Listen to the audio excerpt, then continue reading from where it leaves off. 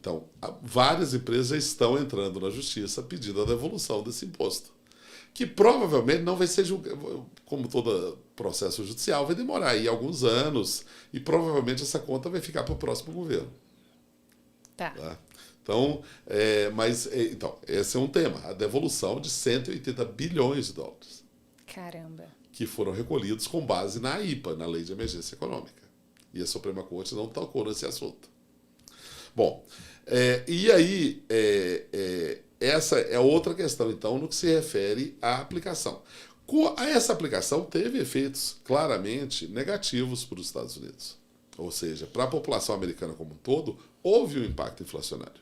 Houve um impacto inflacionário e foi uma das razões pelas quais, no ano passado, eles acabaram tirando a tarifa do café, por exemplo, ou da carne brasileira. Que ficou muito caro para eles lá. Ficou muito caro para eles, eles não produzem café. E a produção de carne americana hoje não é suficiente para abastecer.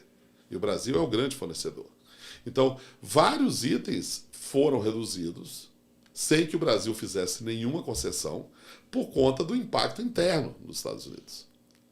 Então, o que mostra que muitas dessas medidas que foram adotadas não levaram em conta esses efeitos secundários, que são eleitoralmente muito importantes. Eles têm eleição em novembro. Pois é. Agora, por que mesmo com esses impactos internos negativos, ainda fica nesse risco e nessa iminência de essas tarifas, o céu é o limite, continuarem subindo? Porque os Estados Unidos julgam, o governo Trump, melhor dizendo, julga que as tarifas são importantes para eles conseguirem fazer esses acordos, conseguindo um melhor equilíbrio com os parceiros econômicos. Então, o que eles conseguiram? E aí podemos falar de cada acordo, mas, por exemplo, no caso da Europa, eles fizeram um acordo que ainda não está totalmente fechado, mas fizeram um acordo onde os Estados Unidos queriam alguns temas que interessavam muito. Acesso ao mercado europeu, acesso ao mercado agrícola europeu, mantendo uma tarifa de 15% contra a Europa. E isso se repetiu com vários outros parceiros econômicos, nessa tentativa de equilibrar mais a balança comercial bilateral com cada um desses parceiros. Felber, você trouxe esse ponto super importante que eu particularmente ainda não tinha me atentado, que diz respeito à devolução, então, considerando a decisão da Suprema Corte de que o que foi cobrado com base nessa lei de emergência é indevido, é ilegal, então o que faz? Essas pessoas que foram cobradas ilegalmente, elas teoricamente deveriam receber esses valores que acabaram ali sendo cobrados de forma indevida. Então, esse pode ser um motivo, e acredito que já esteja sendo um, que vai levar algumas empresas, alguns produtores e exportadores a acionarem a justiça. E você tem dito que tudo isso que a gente está vendo acontecer ainda vai gerar muita judicialização, muitos processos. Sim. O que mais pode provocar esses processos todos? Não, então, primeira observação, tá? No caso do reembolso, do chamado reembolso, que é a devolução do tributo pago, também tem vários problemas jurídicos. Por quê? Quem pode entrar na justiça americana pedindo a devolução? Quem pagou o imposto, que é a tarifa. Em alguns casos, o próprio exportador brasileiro ele tem a distribuição nos Estados Unidos, então ele tem direito a ingressar. Nós estamos representando vários clientes nesse sentido. Em outros casos, nós fizemos contratos com para exportadores brasileiros com o importador americano, dizendo que se houver, porque a gente esperava essa decisão da Suprema Corte, dizendo que se houvesse uma decisão da Suprema Corte, o exportador brasileiro teria direito a uma parte da devolução. Isso já no início. Já quando houve exportação lá atrás. No ano passado. Então, alguns exportadores brasileiros já fizeram esses contratos e vão ter direito a uma parte da devolução quando ela correr, que, como eu disse, não deve ser rápida. Mas, em outros casos, houve exportadores brasileiros que tinham direito a esse crédito porque pagaram a importação, em que nós vendemos o crédito para fundos financeiros. Entendi.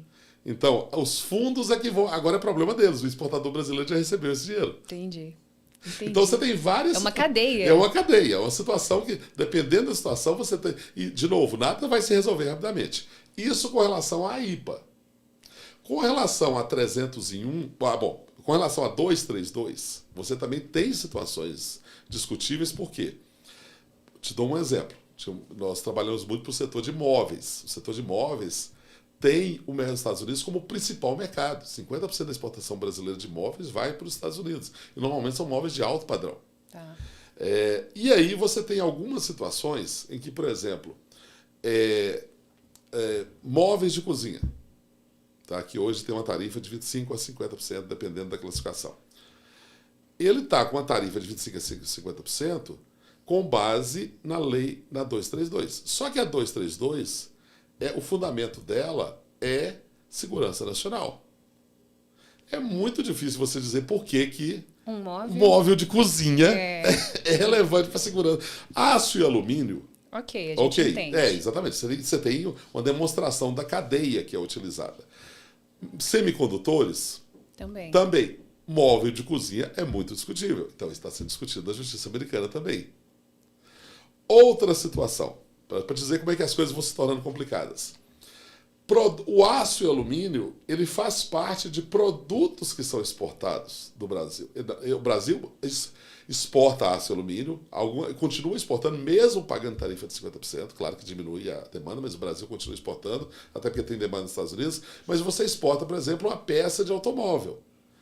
Ela tem uma parte grande de aço, às vezes até de alumínio, mas ela tem muito mais coisa. Mas ela tem ali 20%, 30% de aço e alumínio. Então ela deve pagar 20% a 30% disso. Mas aí você tem uma grande discussão. Primeiro, se a 232 abrange esse produto. Certo. E se abrange esse produto, qual é o percentual? Isso também é processo nos Estados Unidos. Não, então eles devem estar... Sobrecarregar. Só que o grande problema, algumas vezes é um processo administrativo que é no CBP, que é o chamado Customs and Border Protection, que é um processo administrativo. Você entra normalmente no CBP. Mas, tendo a resposta negativa, você vai para a justiça americana. Então vai ter muito processo que vai se arrastar por muitos anos ainda. Isso falando da 232.